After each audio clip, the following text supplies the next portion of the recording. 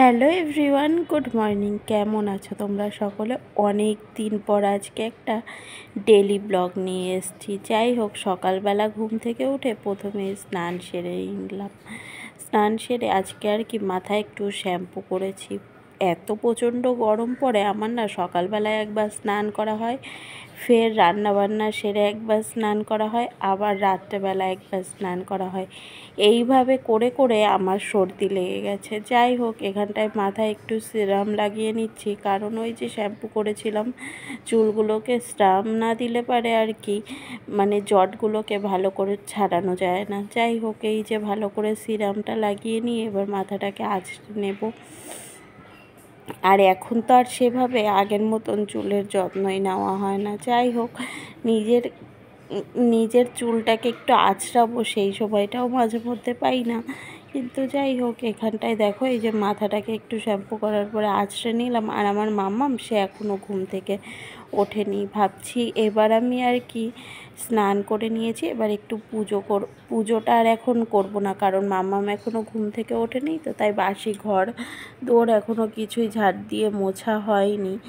তো পুজোটা আমি পরে দুপুরবেলায় রান্না সেরে যখন স্নান করব তখনই পুজোটা করব।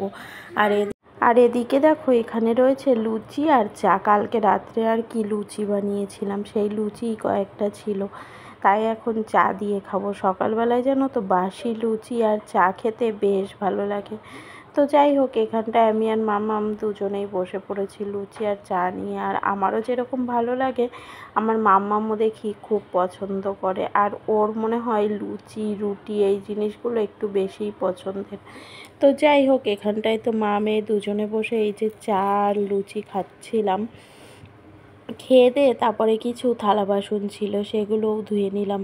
আর জানো তো, অনেক দিন তোমাদের সাথে ডেলি ব্লগ শেয়ার করা হয় না, তো তাই খুব অসুবিধা হচ্ছিল আর কি ক্যামেরা সেট করতে করতে, ঠিক বুঝতে পারছিলাম না কীরকম করে করব, কিভাবে করব। যাই হোক, আবার দু একদিন এভাবে করলেই হয়তো ঠিক হয়ে যাবে। এখানটায় দেখো ওই যে থালা বাসন ছিল রাত্রেরও কিছু, আর এখন সকালবেলাকার ওই যে চায়ের বাসন টাসন সবই ছিল, সেগুলো আর কি মেজে নিচ্ছিলাম। আর কি যে প্রচণ্ড গরম পড়েছে কি বলবো, এই গরমে না একদম ভালো লাগে না জানো তো। কিন্তু এই যে কাজকর্ম সেগুলো তো সারতেই হবে বলো, আমার তো আর কেউ নেই যে করে দেবে।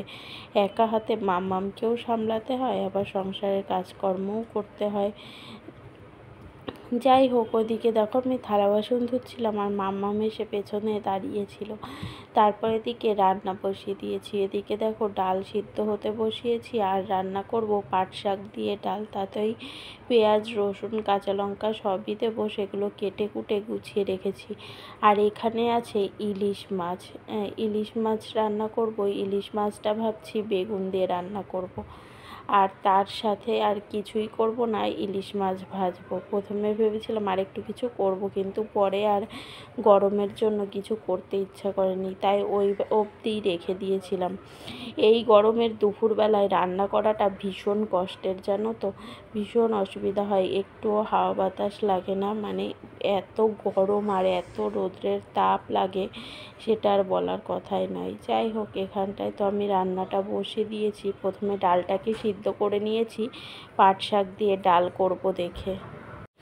আর বলো বন্ধুরা, আজকে এই ডেলি ব্লগটা তোমাদের কেমন লাগছে? আমি জানি খুব একটা হয়তো ভাল লাগবে না, কারণ অনেক দিন বানানো হয় না, তো একটু ভুল ত্রুটি থাকবেই। যদি কোনো রকম ভুল ত্রুটি থাকে একটু মাফ করে দিয়ে দেখে নিও সবাই। যাই হোক, তোমরা আমার পাশে থেকেও ভালোবাসা দিও। চলো, তাড়াহুড়ো করে এখন রান্নাটা আগে সারতে হবে। এইভাবে ক্যামেরা অন করে যদি রান্না করতে যাই না, অনেকটা দেরি হয়ে যাবে জানো তো। এইভাবে রান্না করতে অনেক সময় লেগে যায়। একবার ক্যামেরা সেট করো, একবার অফ করো, আবার সেট করো, আবার অফ করো, এইভাবে প্রচণ্ড টাইম লেগে যায়। যাই হোক, তারপরেও চেষ্টা করি যে তোমাদের সাথে একটু ডেলি ব্লগ শেয়ার করার। আর সব সময় না হয়ে ওঠে না ঠিক। আর যদি ভিডিও বানিয়েও ফেলি, পরে এডিট করার সময়টা আর হয়ে ওঠে না। যাই হোক, এই যে ভয়েস ওভারটা দিচ্ছি, রাত্রে তো এডিট করে রেখেছিলাম, কিন্তু ভয়েস ওভারটা দিচ্ছি এটা হচ্ছে সকালবেলায়, কারণ রাত্রে আর সময় হয়নি ভয়েস ওভার দেবার। এদিকে দেখো ইলিশ বেগুন রান্না করছি, আর এই ইলিশ বেগুন খেতে বেশ ভালো লাগে জানো তো, একদম মশলা ছাড়া একটা তরকারি হয়, যাতে সামান্য একটু জিরে বাটা লঙ্কা বাটা দেওয়া হয়। লঙ্কাটাও আমি বেটে দিইনি, লঙ্কাটা আমি চিড়েই দিয়েছিলাম, সামান্য একটু জিরে বেটে দিয়েছিলাম জানো তো। এতে কোনো মশলা থাকে না তো, ইলিশের যে পিওর একটা টেস্ট আছে সেই টেস্টটা পাওয়া যায় জানো তো। এখানটায় এই যে মাছগুলো দিয়ে দিয়েছিলাম, আর এদিকে ইলিশ মাছ ভাজা করছিলাম। ইলিশ মাছ ঘরে থাকলে ইলিশ মাছ ভাজা আর তার তেল হবে না সেটা তো হতেই পারে না, না। যাই হোক, এখানটায় যে ইলিশ মাছ ভাজা হচ্ছিল, তো রান্নাবান্না আমার কমপ্লিট। চলো তোমাদের সাথে শেয়ার করি কি কি রান্না করলাম। এদিকে দেখো গরম গরম সাদা ভাত করে রেখেছি, আর এইখানটায় রয়েছে ইলিশ মাছ ভাজার তেলটাকে আমি কড়াইতেই রেখে দিয়েছি, আর বাটিতে ঢালিনি।